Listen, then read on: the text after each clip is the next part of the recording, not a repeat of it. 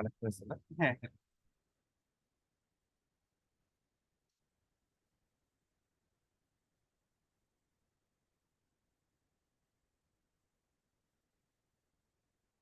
Good morning everyone.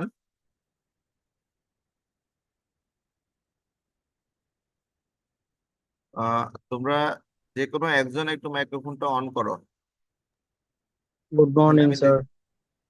ওকে নাফি, হ্যাঁ Yes, sir. Sorry. আচ্ছা, আমাকে Good কি morning, শোনা sir. যাচ্ছে একটু?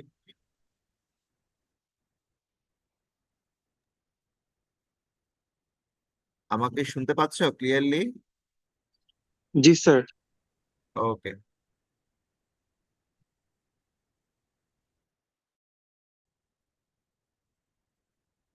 Those who are foreign student, are you present in the class?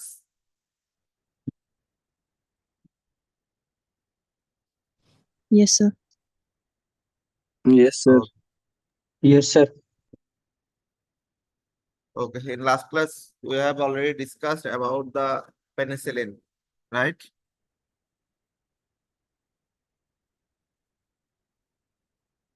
Today we discuss about the further chapter or further content about the beta-lactamase or beta-lactam antibiotic or cell wall synthesis inhibitor. We are discussing about the antimicrobial agent, and we have already discussed about the its classification. ভাই এদিকে আসেন একটু, fan of করে দেন। Fan fan আচ্ছা। Uh, all you know about the classification of the antimicrobial agent. We classified it according to the mechanism of action, and it is classified in cell wall synthesis inhibitor, nucleic acid synthesis inhibitor, protein synthesis inhibitor, and cell membrane function alteration. In cell wall synthesis inhibitor, we said that there are so many types of antimicrobial agent. It is beta-lactam antibiotic and non-beta-lactam antibiotic. In beta-lactam antibiotic, the drugs are included penicillin, cephalosporin, monobactam, and carbapenem. And non-beta-lactam antibiotic, there is also present daptomycin, vancomycin, cycloserine. There are lots of antibiotics.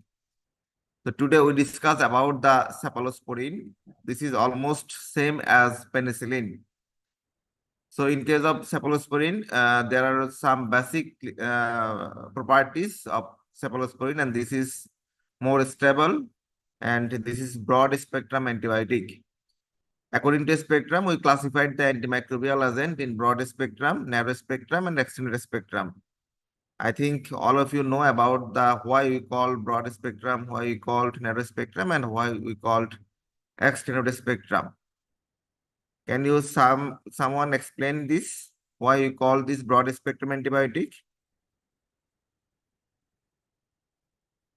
Anyone? Sir, এটা gram positive and gram negative bacteria এগেইনস্টে কাজ করে Very এই good. জন্য This antibiotic acts against the both gram-positive and gram-negative microbes or bacteria. So this is called broad spectrum antibiotic. And the nucleus of the cephalosporin or the component for which the cephalosporin acts, this is 7-amino cephalosporinic acid. In case of penicillin, we know the 6-amino penicillinic acid. But in case of cephalosporin, this is 7-amino cephalosporinic acid. Mind it. Most of the cephalosporins are water soluble. There are also lipid soluble cephalosporin, not only water soluble. And the molecular weight of cephalosporin is 400 to 500 Dalton. The sources of cephalosporin is cephalosporium, and this is fungus like as penicillin, which is also comes from penicillium like of fungus.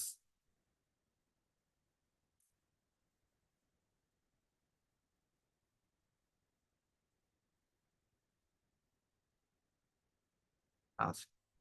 Now the next question and most important question from the cephalosporin is the what are the classification of cephalosporin or what are the generation of the cephalosporin? Recently we classified the cephalosporin especially in fifth generation. And this is first generation, second generation, third generation, fourth generation, fifth generation. This is the most commonly used classification. যদি তোমাদেরকে কোনো teacher question করে they what are the generation of the cephalosporin, তোমরা first of all সবাই answer দিবা sir we classified the cephalosporin in five generation. This is first generation, second generation, third generation, fourth generation, and fifth generation. But there are also other two types of or two generation of cephalosporin. This is seridophore cephalosporin and combination with beta-lactamase inhibitor. And the next question will be how we classified in five generation or why we classified in the five generation. This generation is classified according to the spectrum of antibiotic or spectrum of antimicrobial agent. According to activity against the microbes or according to the spectrum, we classified it in five generation. And in maximum generation, this drug again classified in oral and parenteral. That means third generation drugs are included oral. This is cephradin, cephaloxil, and cephalexin. And parenteral drug, which can be given in both IM and intravenous. This is cefazolin and cephradin. The second generation cephalosporin are cefaclor and cefuroxime. These are the oral drug, and parenteral drugs is cefoxitin and cefuroxime. You see here the cefuroxime, we can use the both oral and parenteral route. Very much important and most commonly used drug is cefuroxime. The third generation cephalosporin are cefixime, ceftibutane, and cefodoxime. These are the oral, and the parenteral cephalosporin are cefozidazine, cefotaxime, ceftriaxone, and ceftazidime. Here, the most commonly used drug are cefixime and ceftibutane, and in case of parenteral, this is ceftriaxone and ceftazidime.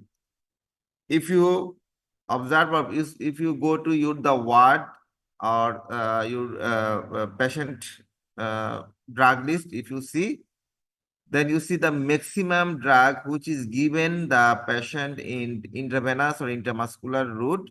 This is ceftriaxone, very much commonly used drug in our country, and in case of both indoor and outdoor patient, this is ceftriaxone. And second drug which is most commonly used, this is cefuroxime. Mind it. So you have to know about the ceftriaxone, cefuroxime, and cefixime, this drug. In case of fourth generation, there are no oral drug available here. There is only one drug available. This is parenteral route, and this is cefepime. And the fifth generation drug, this is the new drug. This is ceftaroline and ceftolozane. These are the now also available in the market, but not commonly used. I say again, the most commonly used drug are first generation, second generation, third generation drugs. Among them, most commonly used is cefuroxime, cefixime, and ceftriaxone. এছাড়া আরো দুটো drugs আছে available না, কিন্তু আমরা সেফালোস্পোরিনের ক্লাসিফিকেশনের মধ্যে তাদেরকে আমরা ইনক্লুড করতে পারি. This is siderophore cephalosporin, and the example is parenteral drug cefiderocol. And you know the cephalosporin drugs are the beta-lactamase or beta-lactam antibiotic because of their resistance by the beta-lactamase enzyme. So আমরা cephalosporin ড্রাগগুলোকে penicillin যেরকম আমরা 4টা beta-lactamase inhibitor দ্বারা একসাথে আমরা use করতে পারি, একই রকম সেফালোস্পোরিন ড্রাগগুলোকেও আমরা বিটা-ল্যাকটামেজ ইনহিবিটরের সাথে কম্বাইন্ডলি ইউজ করতে পারি. And the combination used is ceftazidime plus avibactam, ceftolozane plus tazobactam, and আরেকটা জিনিস তোমরা একটু ইনক্লুড করে নাও, this is cefuroxime plus clavulanic acid. This is not included here, but you put it in your lecture that cefuroxime also used combined with clavulanic acid.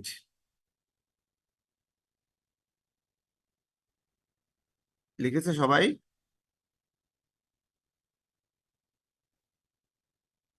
Cefuroxime with clavulanic acid or cefuroxime plus clavulanic acid.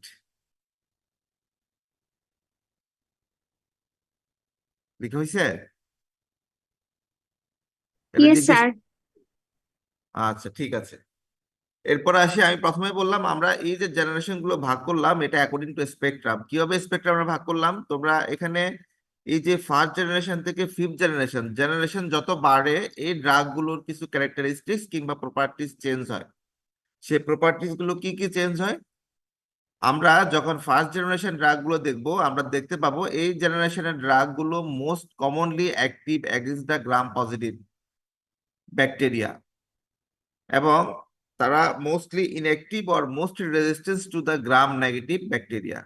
অর্থাৎ first generation drug গুলো gram positive যেই bacteria গুলো আছে তাদের এগেইনস্টে better কাজ করবে, সবচেয়ে বেশি কাজ করে, কিন্তু গ্রাম নেগেটিভ ব্যাকটেরিয়ার এগেইনস্টে তাদের অ্যাক্টিভিটি খুব একটা বেশি শো হয় না। যখন আমরা সেকেন্ড জেনারেশন ড্রাগসে যাব, সেখানে আমরা দেখতে পাবো যে তাদের ফার্স্ট জেনারেশন অ্যাক্টিভিটির সাথে সাথে গ্রাম পজিটিভ যে কাভারেজ, সেই গ্রাম পজিটিভ কাভারেজের সাথে সাথে গ্রাম নেগেটিভ কিছু কাভারেজ তাদের ইনক্রিজ হয়। যদিও সকল গ্রাম নেগেটিভ এগেইনস্টে তারা কাজ করতে পারে না, কিন্তু গ্রাম নেগেটিভ অ্যাক্টিভিটি ইনক্রিজ হয়, মনে রাখবা। অর্থাৎ first generation drug have only gram positive coverage, second generation drug have gram positive coverage along with some of the gram negative bacteria. Third generation যে সেফালোস্পোরিন তাদের ক্ষেত্রে গ্রাম পজিটিভ কাভারেজ একই রকম থাকবে, একই সাথে সেকেন্ড জেনারেশনের থেকে থার্ড জেনারেশনে গ্রাম নেগেটিভ কাভারেজ কিংবা ব্যাকটেরিয়ার যে কোয়ান্টিটি সেই কোয়ান্টিটি ইনক্রিজ হবে। এবং ফোর্থ জেনারেশনের ক্ষেত্রে আমরা দেখতে পাই যে তারা ফার্স্ট জেনারেশনের চাইতে, ফার্স্ট জেনারেশন যেরকম only gram positive coverage no gram negative coverage, কিন্তু ফোর্থ জেনারেশনের ক্ষেত্রে আমরা দেখতে পাবো যে they have the first generation and maximum gram negative coverage coverage দিবে এবং গ্রাম নেগেটিভ ব্যাকটেরিয়া এগেইনস্টে তারা কাজ করবে। একই রকম ফিফথ জেনারেশনের ক্ষেত্রেও গ্রাম পজিটিভ থেকে তাদের গ্রাম নেগেটিভ কাভারেজ বাড়বে। অর্থাৎ জেনারেশন যত ইনক্রিজ হবে তত গ্রাম পজিটিভের সাথে গ্রাম নেগেটিভ কাভারেজটা ইনক্রিজ হবে। And the second difference is first generation drug are the more water soluble, and generation যত বাড়বে তত তাদের লিপিড সলিবিলিটি কমতে থাকবে, লিপিড সলিবিলিটি বাড়তে থাকবে এবং তাদের ওয়াটার সলিবিলিটি কমতে থাকবে। তাহলে first generation drugs are the more water soluble, and third generation and fourth generation drugs are more lipid soluble. So that's why the third generation and fourth generation drug can cross the placental barrier, can cross the blood-brain barrier. That's why we can use this drug in case of CNS disease. Clear? আমরা একটু পরে তাদের ডিফারেন্সটা আমরা দেখতে পাবো। দেখো এখানে আমি সবগুলো ডিফারেন্স সেকশন দিয়ে দিয়েছি। What are the difference between the first generation, second generation, third generation, fourth generation? কোশ্চেনটা এভাবে আসতে পারে, অথবা কোশ্চেনটা আসতে পারে what are the advantages of third generation and fourth generation cephalosporin over the first generation and second generation cephalosporin, or what are the difference between the first generation and third generation cephalosporin? তাহলে দেখো যেটা আমি বলছিলাম যে আরেকটা যেটা difference ছিল সেটা হচ্ছে বিটা ল্যাকটামের sensitivity. First generation and second generation cephalosporin are very much susceptible or they may resistance by beta lactamase enzyme, but third generation and fourth generation cephalosporin are more resistant by beta lactamase enzyme. In case of gram positive coverage, first generation are very active, second generation more active, third generation less active, and fourth generation very much less active. অর্থাৎ generation যত বাড়বে gram positive coverage তত কমতে থাকবে, but in case of gram negative coverage যত generation বাড়বে with increasing the generation there will be increasing the gram negative coverage. In case of first generation we see that they have only covered the Proteus, E. coli, Klebsiella pneumoniae gram negative organism. মনে রাখবা Proteus, E. coli and Klebsiella pneumoniae. But in case of second generation, they also covered the Proteus, E. coli, Klebsiella plus Haemophilus influenzae, Enterobacter and Neisseria. In case of third generation cephalosporin, they also cover along with first and second generation gram-negative and microbes plus Providency, Serratia, and Citrobacter. And in case of fourth generation, they cover the maximum gram-negative organism. This is very much important. Which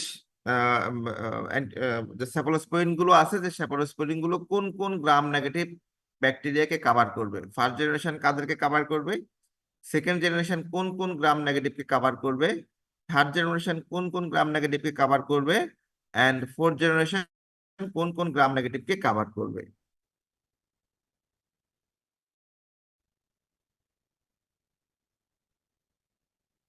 আচ্ছা, Tapu, role 13 শুনতে পাচ্ছ আমাকে? জি sir. Roll 13। Yes sir. আচ্ছা, তুমি বলো দেখি তাহলে, আমি যদি বলি যে what are the difference between first generation and fourth generation cephalosporin in the aspect of gram positive and gram negative coverage? Sir, very active and very less active. Huh? Very active and very less active. Which one is very active and which one is very less active? The first generation is very active and fourth generation is very less active. First generation very active against which organism? Sir, gram positive. Gram positive. And third generation Sir, less active.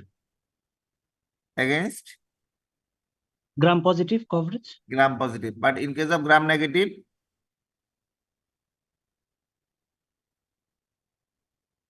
Sir,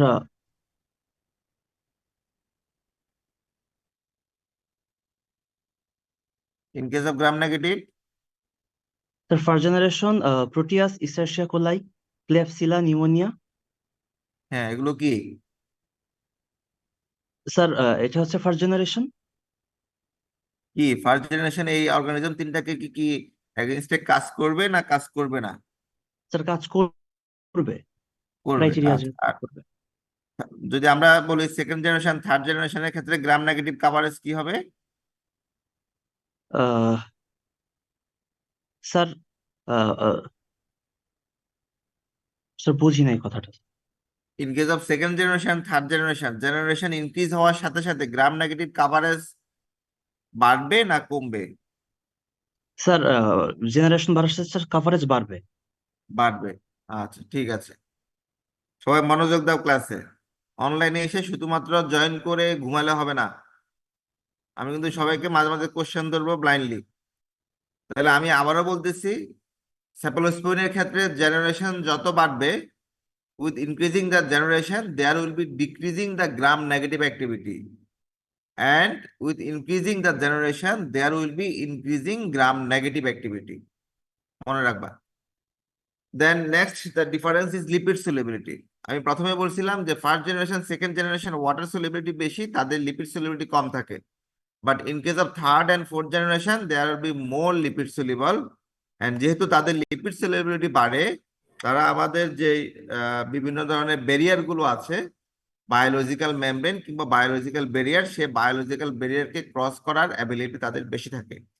এজন্য third generation এবং fourth generation যে cephalosporin গুলো আমরা পাবো, they are most commonly used in case of CNS or other compartmental disease. And the indication of cephalosporin are first generation we can use cellulitis, soft tissue infection, sinusitis, and UTI. And second generation cephalosporin we can use first generation indication with respiratory tract indication, infection, otitis media, anaerobic infection, pyelonephritis, septicemia, surgical prophylaxis. And third generation cephalosporin we can use along with first generation and second generation indication plus enteric fever, meningitis, osteomyelitis, aspiration, pneumonia, gonorrhea, syphilis, intra-abdominal infection. মনে রাখবা, এখন এমন কোনো infection নাই যে ইনফেকশনে third generation cephalosporin specially ceftriaxone use করা হয় না। আমি তোমাদেরকে একটু আগে বললাম, তোমরা যদি ওয়ার্ডে গিয়ে তোমাদের পেশেন্টের যে ড্রাগ লিস্ট, সে ড্রাগ লিস্ট গুলো দেখবা, প্রতিটা পেশেন্টের ম্যাক্সিমাম পেশেন্টের অলমোস্ট 99% পেশেন্টের ড্রাগ লিস্টের মধ্যে আমরা যদি অ্যান্টিবায়োটিক দেখি, maximum antibiotic is third generation cephalosporin, either it is oral cefixime or intravenous ceftriaxone. এবং এখন একটা আমরা অনেক সময় মজা করে আমরা একটা কথা বলি যে সেটা কি, what is fever? Fever is nothing, it is just deficiency of ceftriaxone. অর্থাৎ আমাদের দেশে এখন এমন একটা টেন্ডেন্সি যে যে কোনো পেশেন্টের এনি কাইন্ড অফ ইনফেকশন নিয়ে আসবে, ফিভার নিয়ে আসবে, আমরা একটা সেফট্রিয়াক্সন তাদেরকে দিয়ে দিব। সো অনেক সময় এটা বলা হয় যে fever is nothing but this is the deficiency of ceftriaxone. হ্যাঁ, এটা মানে মজা করে বলা হয় যেহেতু আমরা সেফট্রিয়াক্সনটা এত কমনলি ইউজ করি। Then the fourth generation cephalosporin, the fourth generation cephalosporin indication is এটাও একই রকম, থার্ড জেনারেশন যে ইন্ডিকেশনের ক্ষেত্রে আমরা ইউজ করতে পারি, ফোর্থ জেনারেশনও same as indication of third generation. হ্যাঁ, একই ইন্ডিকেশন। তাহলে আমাদেরকে মেইনলি জানতে হবে যে থার্ড জেনারেশন সেফালোস্পোরিনের ইন্ডিকেশন। এখানে কয়েকটা জিনিস হচ্ছে কি আমাদের একটা এক্সেপশনাল, যে ডিজিজগুলোতে আমরা শুধুমাত্র থার্ড জেনারেশন এবং ফোর্থ জেনারেশন সেফালোস্পোরিন ইউজ করতে পারি। This is the enteric fever, meningitis, osteomyelitis, aspiration pneumonia. এই কয়েকটা ইন্ডিকেশনের ক্ষেত্রে আমরা সোললি অর ম্যাক্সিমাম ক্ষেত্রে আমরা ইউজ করতে পারি থার্ড জেনারেশন সেফালোস্পোরিন। এগুলো একটু আমাদেরকে বলতে হবে পরীক্ষার ক্ষেত্রে।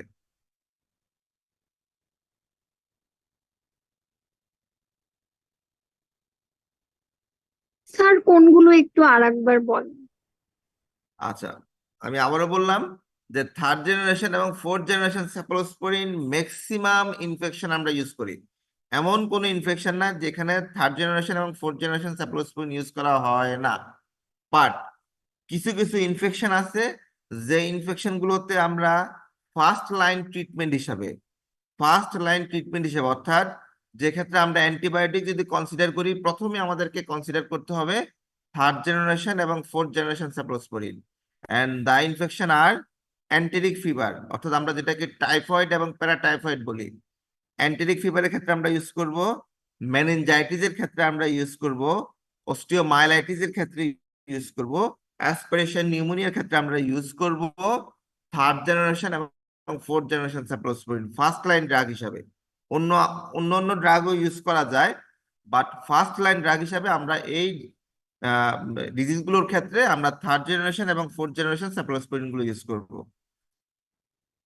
ক্লিয়ার? Yes sir. আচ্ছা,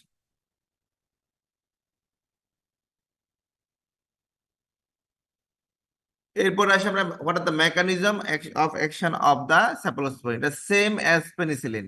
আমি লাস্ট ক্লাসে তোমাদেরকে ডিসকাস করছি পেনিসিলিন এলাবোরেটলি কিভাবে কাজ করে। জাস্ট একই আনসার, জাস্ট সেফালোস্পোরিনের জায়গায় তোমরা পেনিসিলিন লিখে দিবা। ক্লিয়ার? আবার মেকানিজম অফ সেফালোস্পোরিন আসলে এটা বলে দিও না যে সেম অ্যাজ পেনিসিলিন। পেনিসিলিনের মেকানিজমটা এখানে এলাবোরেটলি বলবা। Then what are the adverse effects? The adverse effects are the allergy, renal toxicity, bleeding করতে পারে, hemolytic anemia, granulocytopenia, super infection, thrombophlebitis and disulfiram like action. Disulfiram like actionটা কি? এটা হচ্ছে আমরা যদি cephalosporin গুলোকে, specially the second generation and fourth generation cephalosporin, এই সেফালোস্পোরিনকে মেট্রোনিডাজলের সাথে একসাথে ইউজ করি, অথবা অ্যালকোহলিক যেসব পেশেন্ট থাকবে যারা অ্যালকোহল কনজাম করে তাদের ক্ষেত্রে যদি আমরা সেফালোস্পোরিন গুলো ইউজ করি, দেখা যায় তাদের ক্ষেত্রে অ্যালডিহাইড ডিহাইড্রোজিনেস যে এনজাইম আছে সেই ডিহাইড্রোজিনেস এনজাইমটা ইনঅ্যাক্টিভ থাকার জন্য তাদের বডিতে কিছু টক্সিসিটি শো করে, এবং এই টক্সিসিটি গুলোকে একসাথে বলা হয় ডাইসালফিরাম লাইক অ্যাকশন।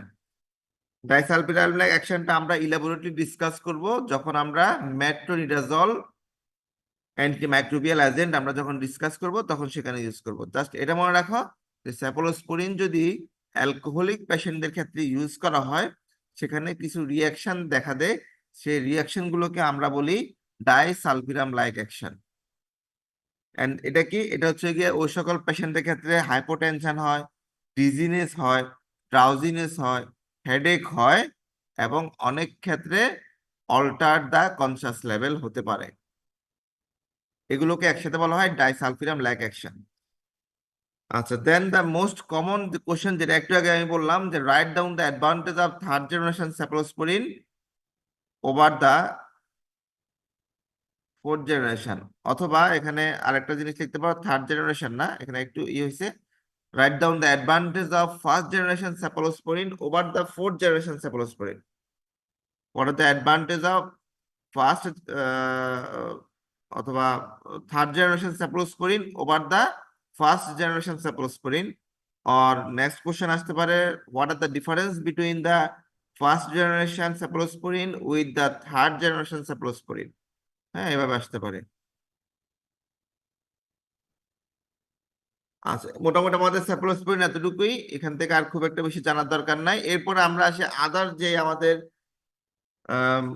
অ্যান্টিমাইক্রোবিয়াল এজেন্ট আছে, যে বিটা ল্যাকটাম অ্যান্টিমাইক্রোবিয়াল এজেন্ট। তার মধ্যে আমরা জানি যে আরেকটা অ্যান্টিবায়োটিক হচ্ছে মনোব্যাকটাম। মনোব্যাকটাম ক্ষেত্রে আমরা খুব বেশি জানবো না, আমরা জাস্ট এখানে কি কি জানবো, যে this is the safe drug, not nephrotoxic, and এটারও mechanism action same like as penicillin, যেহেতু তারা সবাই বিটা ল্যাকটাম অ্যান্টিবায়োটিক, এবং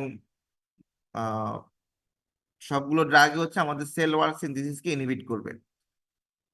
আর they are the mostly active against the gram negative organism, and this is the Pseudomonas, influenza, Neisseria meningitidis and Neisseria gonorrhoeae. Clinical use is septicaemia, complicated UTI, gram negative, lower UTI and gonorrhoea. এই ডিজিজগুলোর ক্ষেত্রে আমরা most commonly use করা হয়, but mostly use করা হয় septicaemia. সেপ্টিসেমিয়ার patient ক্ষেত্রে আমরা এই ড্রাগগুলো ইউজ করি। এরপর আসি কার্বাপেনাম। কার্বাপেনামের মধ্যে কি কি ড্রাগস আছে, এখানে হচ্ছে গিয়ে মেরোপেনাম, ইমিপেনাম, ডরিপেনাম।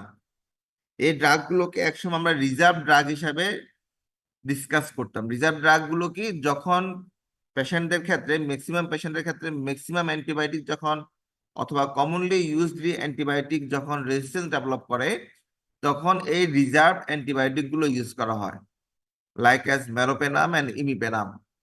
হ্যাঁ, কারণ কি, এই ড্রাগ গুলো হচ্ছে কি আমাদের wide range of activity show করে against the gram positive, gram negative, anaerobic and aerobic ব্যাকটেরিয়ার এগেইনস্টে কাজ করবে।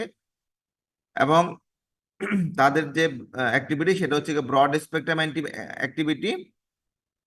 একই রকম আমরা পেনিসিলিনকে যেরকম আমরা ইউজ করেছিলাম কিছু অ্যান্টিবায়োটিকের সাথে কম্বিনেশন, লাইক ক্লেবুলিনিক অ্যাসিড, সালবেকটাম, টাজোবেকটাম, সেফালোস্পোরিন যেরকম আমরা ইউজ করেছিলাম অ্যাজ এ কম্বাইন্ড হিসাবে, একইভাবে ইমিপেনাম যে ড্রাগ আছে, কার্বিপেনাম, এই ড্রাগটাও আমরা সিলিস্টেটিন নামক একটা ড্রাগের সাথে আমরা কম্বাইন্ডলি ইউজ করি। কেন এটার সাথে আমরা কম্বাইন্ডলি ইউজ করি? কারণ হচ্ছে আমাদের যে রেনাল টিউবুল আছে, সে রেনাল টিউবুলে ড্রাই হাইড্রোপেপটাইডেস নামক একটা এনজাইম থাকে। আবারও বলতেছি, রেনাল টিউবুলে একটা এনজাইম থাকে, দ্য এনজাইম নেম ইজ ডাইহাইড্রোপেপটাইডেস। এই ডাইহাইড্রোপেপটাইডেস এনজাইমটা আমাদের ইমিপেনাম যে অ্যান্টিবায়োটিক আছে, সে অ্যান্টিবায়োটিককে ইনহিবিট করে, এবং ইনহিবিট করলে তখন ইমিপেনাম আর বডিতে কাজ করবে না, এবং বডিতে রেজিস্ট্যান্স ডেভেলপ করে। সো দ্যাট আমরা ইমিপেনাম যখন ইউজ করি, ইমিপেনামের সাথে আমরা আরেকটা ড্রাগ ইউজ করি, দিস ইজ সিলিস্টেটিন। সিলিস্টেটিনের কাজ কি? সিলিস্টেটিনের কাজ হচ্ছে তারপর রেনাল টিউবুলে ডাইহাইড্রোপেপটাইডেস যে এনজাইম থাকবে, সে এনজাইমকে ইনহিবিট করে। অর্থাৎ cilastatin inhibit the dihydropeptidase enzyme present in the renal tubule. As a result, imipenem doesn't inactivated by dihydropeptidase, and the activity of the imipenem will be intact. So that we use the imipenem with combined with cilistatin. তোমাদের written question আসবে, short note আসবে এভাবে, justify the use of imipenem with cilistatin. Most commonly একটা question, justify the use of imipenem with cilistatin. একইভাবে আসতে পারে, justify the use of penicillin with clavulanic acid, অথবা justify the use of cephalosporin with clavulanic acid. এই কয়েকটা justification question পরীক্ষা আসবে, commonly আসে। তোমরা যখন প্রিভিয়াস ইয়ারের কোশ্চেন গুলো দেখবা, সেখানে কিন্তু এই কোশ্চেন গুলো দেখতে পাবা। ইউজ কি? The clinical use is same like as imipenem অথবা মেরোপেনাম। কি সেটা হচ্ছে septicaemia and intra-abdominal infection. Any kind of septicemia, this may be intra-abdominal infection, this from the UTI, or septicemia from the pneumonia, or septicemia from the meningitis, any kind of septicemia, we can use the meropenem and imipenem.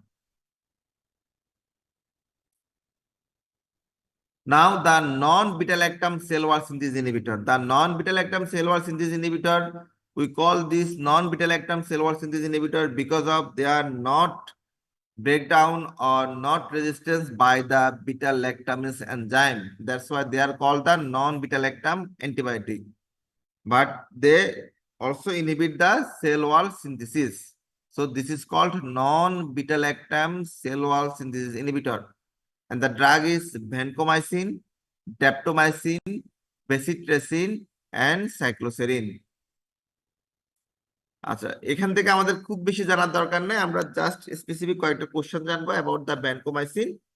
Vancomycin কিভাবে কাজ করে? Vancomycin inhibit the transglycosylase enzyme and which prevent the further elongation of the peptidoglycan and cross linking.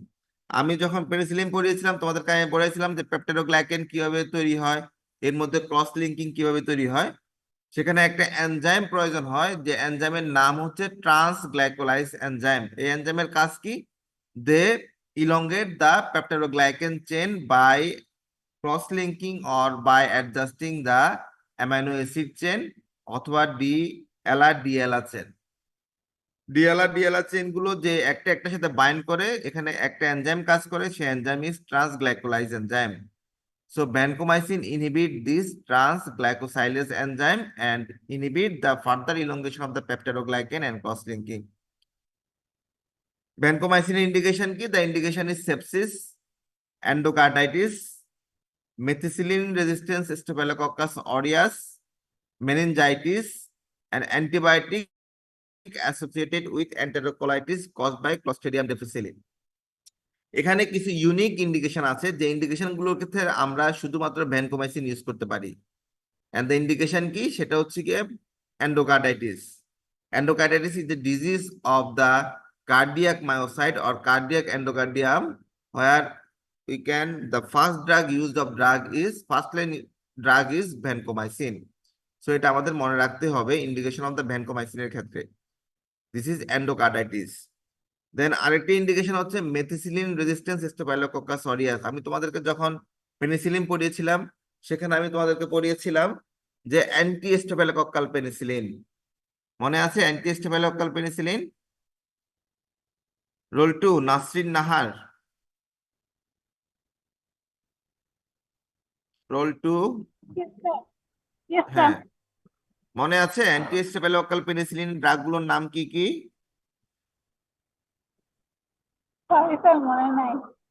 মনে নাই? আচ্ছা, এরপরে দেখা যাচ্ছে roll 91 Anusha, roll 91। Yes, sir. আচ্ছা, have you remembered that about the anti-staphylococcal penicillin drug? Name of the anti-staphylococcal penicillin?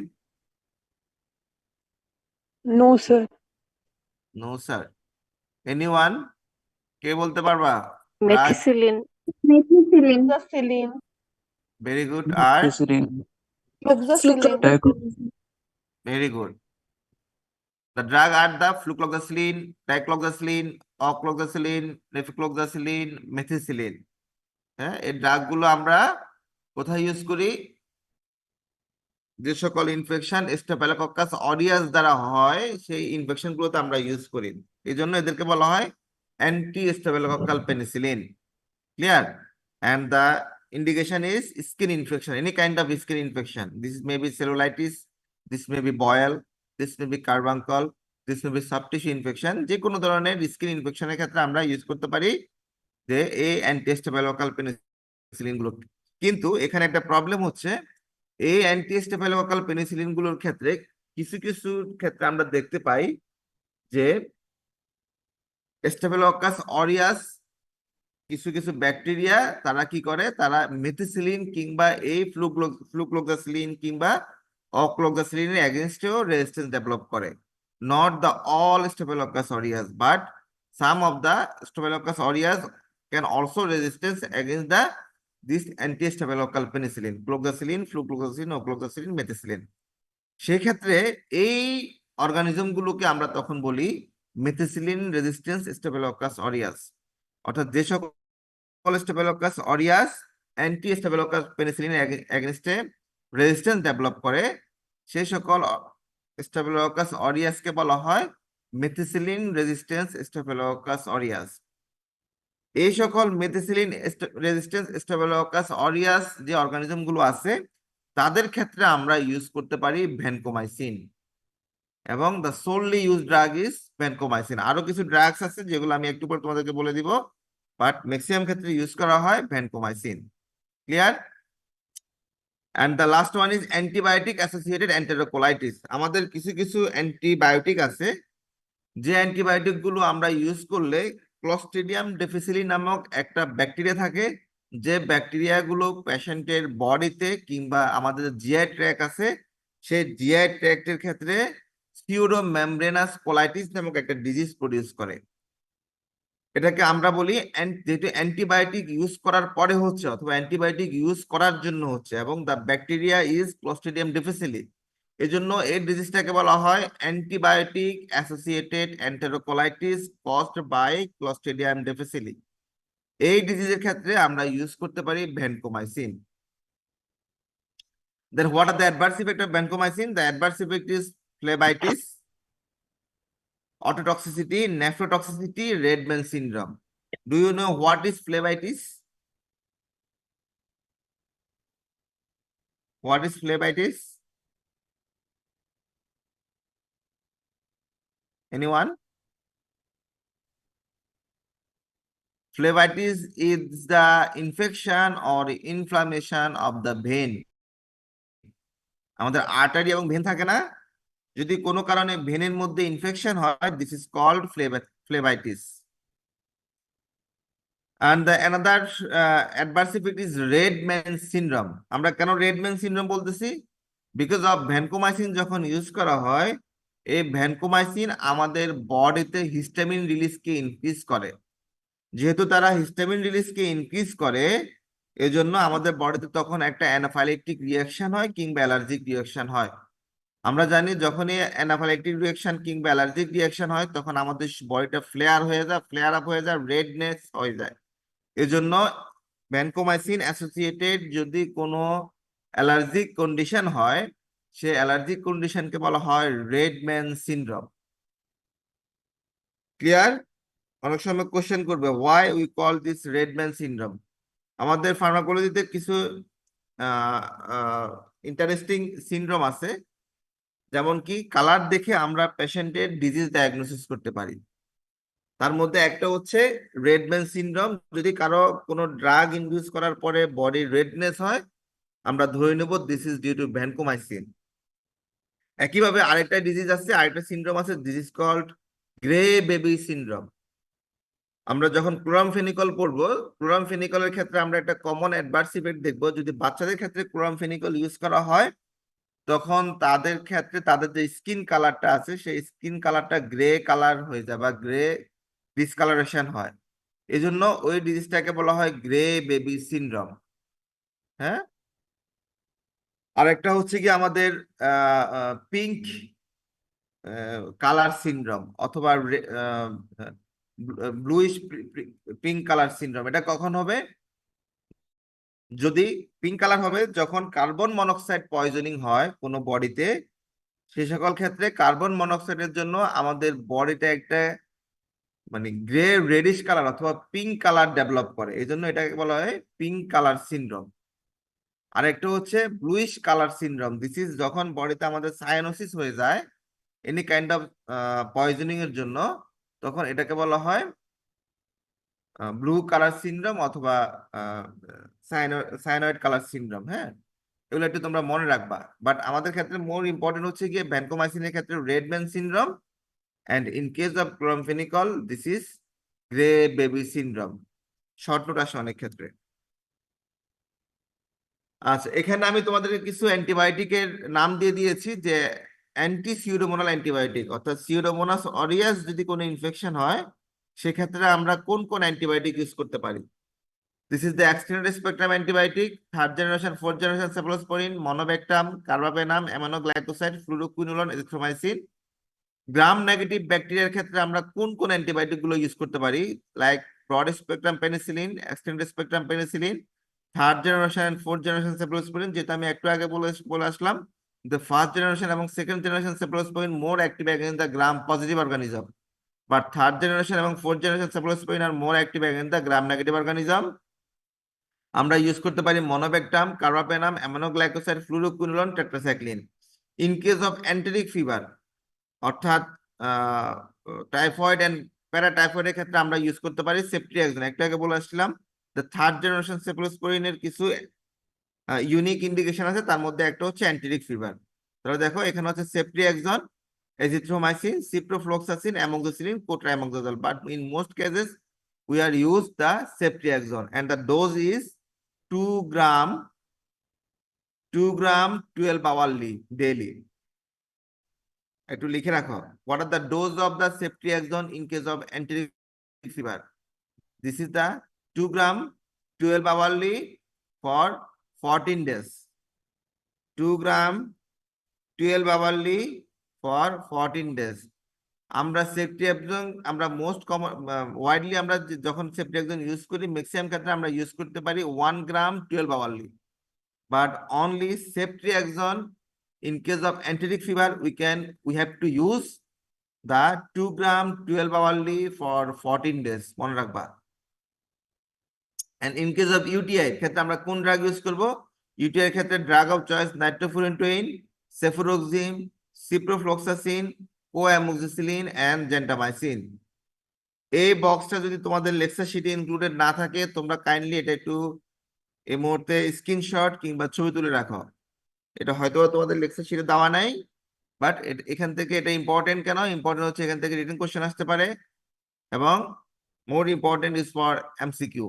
MCQ তে আসতে পারে এন্টেরিক ফিভার আমরা কোন কোন অ্যান্টিবায়োটিক ইউজ করি, অ্যান্টিসিউডোমোনাল অ্যান্টিবায়োটিক কি কি আছে, গ্রাম নেগেটিভের এগেইনস্টে কোন কোন ড্রাগ ইউজ করা হয়, ইউটিআই এর এগেইনস্টে কোন কোন ড্রাগ ইউজ করা হয়।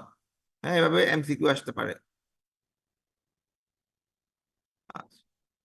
তাহলে আমাদের সেফলোস্পোরিন এতটুকুই, এর সাথে আমাদের শেষ হয়ে গেল কি cell wall synthesis inhibitor antibiotic শেষ। নেক্সট ক্লাসে আমরা প্রোটিন সিনথেসিস অ্যান্টিবায়োটিক গুলো আমরা ডিসকাস করব।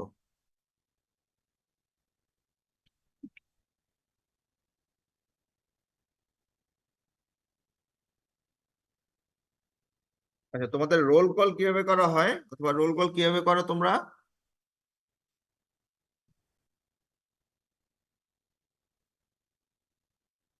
হ্যাঁ, স্যার রোল কল তো করা হয় না। করা হয় না? স্যার গত ক্লাসে ফাইজা ম্যাম প্যাথো ক্লাসে বলছিলেন যে আহ, আমাদের নাকি অফিস থেকেই রোলটা কালেক্ট করে নেয়, কারা কারা অনলাইন ক্লাস করতেছে ওইখান থেকে। আচ্ছা, তোমরা কি এই যে এখানে টেক্সট যেটা আছে সেখানে সবাই রোল নাম্বার লিখে দিয়েছো? জি স্যার। আচ্ছা, ঠিক আছে। তাহলে আজকে যে ক্লাসটা নিলাম এখানে কারো এনি কোয়েরি আছে? এখান থেকে যেটা মোস্ট কমন কোশ্চেন আবারও বলতেছি, the most common question is classification of the cephalosporin with their criteria. First জেনারেশনের কি কি ক্রাইটেরিয়া আছে, সেকেন্ড জেনারেশনে কি কি ক্রাইটেরিয়া আছে, থার্ড জেনারেশনে কি কি ক্রাইটেরিয়া আছে, এন্ড ফোর্থ জেনারেশনে কি কি ক্রাইটেরিয়া আছে। এটার সাথে কোশ্চেন আসতে পারে what are the difference between first generation and third generation cephalosporin, or what are the advantage of third generation cephalosporin over the first generation cephalosporin, what are the mechanism of cephalosporin and what are the adverse effect of cephalosporin, or justify the use of imipenem with cilastatin, or justify the use of cefuroxime with clavulanic acid. These are the most commonly and widely written question from this lecture.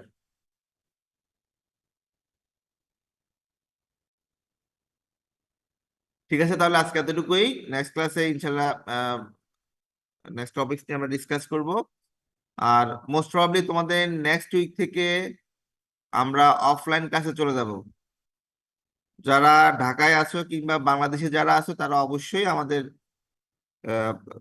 According to the notice অফলাইনে join করবা। আর those who R foreigner, তোমাদের কি কোনো notice করা হয়েছে যে কখন আসতে পারবা বাংলাদেশে? No, sir. তোমাদের বর্ডার কি এখন closed? Yes, sir. Yes, sir. Flight तो बंद है। The flight's getting cancelled. Borders are closed. Flight কি রানিং আছে? No, sir.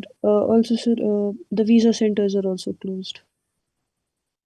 আচ্ছা, ঠিক আছে, আমরা চেষ্টা করবো তোমাদেরকে অবশ্যই অনলাইন কন্টিনিউ করতে যদি অফলাইন তোমরা অ্যাটেন্ড করতে না পারো। But those who are Bangladeshi, তোমরা অবশ্যই according to the college notice অফলাইনে চলে আসবা। Okay, that's all today. Thank you everyone. আসসালামু আলাইকুম স্যার। আসসালামু আলাইকুম। अस्सलाम वालेकुम। আসসালামু আলাইকুম, স্যার।